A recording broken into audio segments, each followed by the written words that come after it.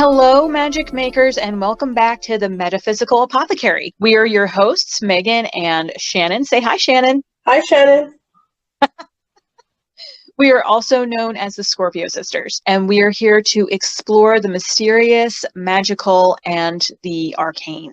Hello, magic makers. Thank you so much for joining us again on the Metaphysical Apothecary podcast. We are super excited to have you here with us today because we are discussing something that maybe we don't think about, but everyone uses all the time, and that is the power of names. Each of us has a name. All of the objects that we interact with every day have names, and even things that we've never encountered before, the first thing we do is we ask, what is this called? What is it? So names have a very powerful presence in our lives. When we start thinking about the power of names and the power of your own name and the power of the names you use on an everyday basis, is the sound frequencies and vibrations that happen when we speak a name or hear a name. We are beings of light and sound. We vibrate at a frequency and shine through the universe. And one way in which we can really resonate with that understanding is through a name.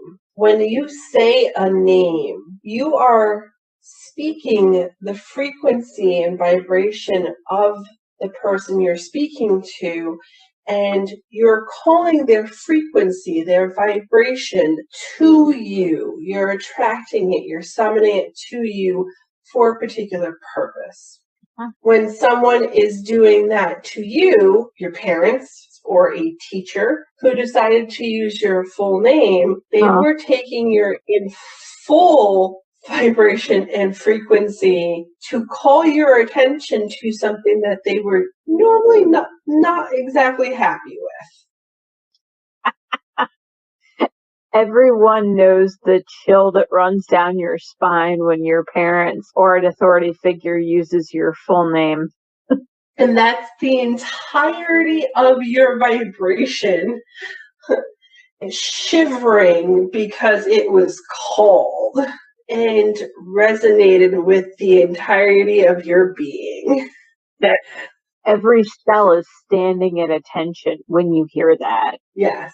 When we are naming things, because that frequency, that sound and vibration becomes intrinsic and part of that person, that animal, that object, it's incredibly important that we name them with care. Mm-hmm.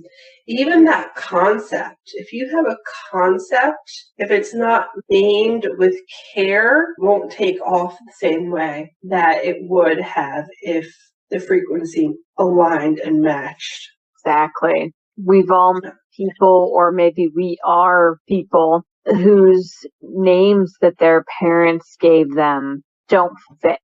It's like a poorly made coat that they're forced to wear, and then the name just doesn't work. Sometimes people with these kinds of names will change their names legally, or they'll adopt a nickname that's a preferred name that they give to people. Yep, that is the frequency. They're verbalizing the frequency of themselves, their true, authentic selves in that moment. Exactly. Names have the power to affect the energy of something. It can make it more harmonic, it can make it less harmonic, it can strengthen, and it can also weaken. All of us have heard the legends and the stories about dealings with the fair folk, the good neighbors, fairies in general, how when you encounter them and they ask you for their name, there's a protocol that you're supposed to use. You can either say, I won't give you my name, but I will tell you that it's whatever your name is, or you give them a false name, because this is something that much like any other matter attached to your vibration, they can use against you. Somebody can use your name in a way to undercut. Summon, banish, bind. So when we give them a false name, they have no power over us. It's important that we steward that, because unlike something like your hair or your fingernails that can be destroyed, names can't be destroyed as such. Once somebody has that vibration, you can't take it back. Something that doesn't have a name, when we give it a name, that can oftentimes change the nature of that thing. And again, either make it more or less powerful depending on what your purpose is. So to jump off of understanding the Fae and their culture around names and giving names and being told names or speaking your own name, there's a story about King Solomon that also has to do with names and procuring those names of demons that he would then use to bind or trap in a seal that he could later call up, and other magic users would be able to later call up in order to force that entity to do the will of the magic user. King Solomon was a very powerful individual in mythology and legend, and one of the things he did was he called to him demons, some of them minor, some of them major, forced them to give up their true name, not just a given name or a name that they would give out to others, but an actual name that was aligned with their frequency. And he would then use that name to create a seal and bind them or trap them within the seal to be housed in and used later if and when necessary. The way that Solomon did this was through the power of name and naming. Some things happened to me when I was younger where I actually ended up giving a name to something that did not have a name and preferred it that way. Certain entities feed off of fear. Yeah. The fear of the unknown. And if they don't have a name, they can never be known.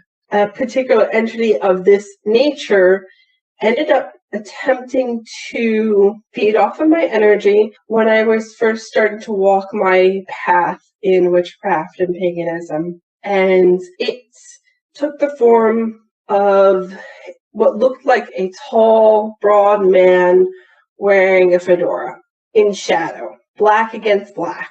And when I first woke up to it, of course I felt fear, because there seems to be a unknown male figure in my bedroom. What I ended up doing instinctively was I gave it a name that I correlated with a protective energy, William. And as soon as I named it William and I spoke the name out loud, I now took back all of the power, all of the energy that it had been feeding on the fear of, because I could not fear an entity named William. Mm-hmm. It had to take on the mantle of a protective entity rather than the unknown, feared entity that it had projected to me at first. Mm-hmm. I have a similar story from my family as well. A family member in my extended family had an entity who was a man in a dark suit who was actually frightening one of the children in the family. I don't know whether or not this was on purpose, but he was scared of this entity, and his mother would encounter things happening like lights turning on or turning off when no one was in the room. The dog would watch something coming up and down the stairs. He would sit and watch the stairs, and his head would go up and then it would go back down.